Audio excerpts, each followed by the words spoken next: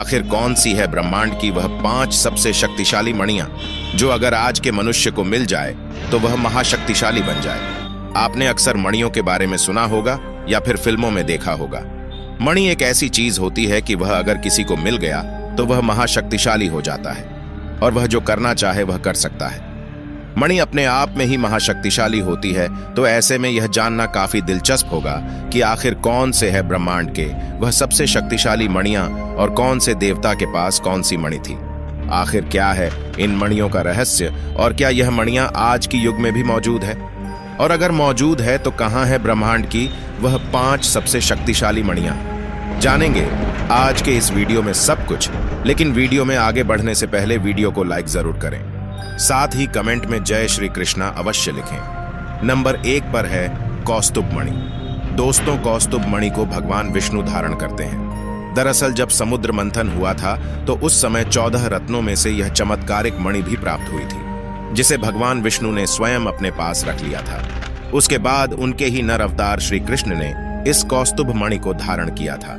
कौस्तुभ मणि के बारे में यह बताया जाता है कि यह एक प्रकार की चमत्कारिक मणि है जो इच्छाधारी नागों के पास पाई जाती है, जो उन्हें किसी भी प्रकार का रूप रंग आकार लेने के लिए शक्ति देता है। इस मणि के अंदर कई सारी ऊर्जा का भंडार भी होता है, इसीलिए जो कोई भी कौस्तुभ मणि को धारण करता है वह अपने हिसाब से मनचाहा शक्तियों को पा सकता है।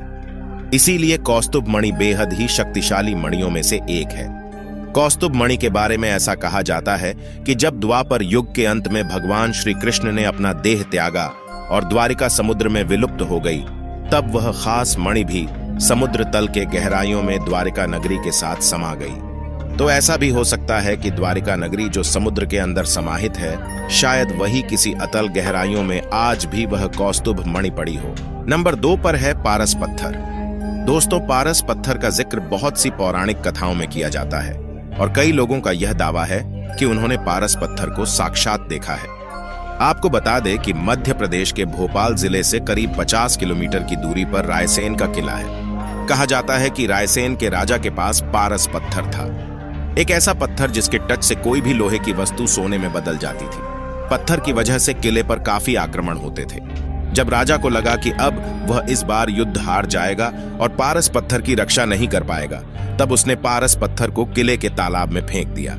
राजा वीरगति को प्राप्त हो गया, जिसके बाद कई राजा आए, लेकिन वह पत्थर किसी के हाथ नहीं लगा। आज भी रात को कई लोग उस पत्थर को ढूंढने वहां जाते हैं, जिसमें से कई लोगों का मानसिक संतुलन खराब हो गया और काफी लोग पागल हो गए। और यह ऐसा इसीलिए हुआ क्योंकि उस पत्थर की रखवाली कोई दिव्य शक्ति करती है।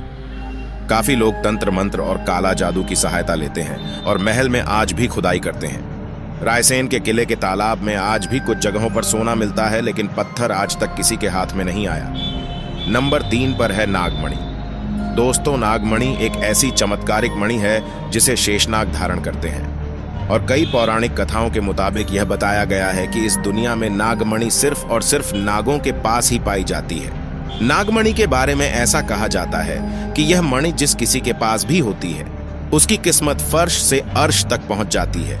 नागमणि में ऐसी अलौकिक शक्तियां पाई जाती हैं कि इसकी चमक के सामने हीरा भी फीका पड़ जाता है, और अगर यह मणि एक बार किसी के हाथ लग जाए तो उसकी जिंदगी में दौलत की कमी नहीं होती। नागमणि के बारे में ऐसा भी कहा जाता है कि नागमणि के अंदर ऐसी अलौकिक शक्तियां विद्यमान होती हैं कि यह एक मृत व्यक्ति के अंदर भी प्राण फूंक देता है। नागमणि के बारे में ऐसा बताया गया है कि यह सिर्फ और सिर्फ नागलोक में ही पाई जाती है, जो किसी भी इंसान की पहुंच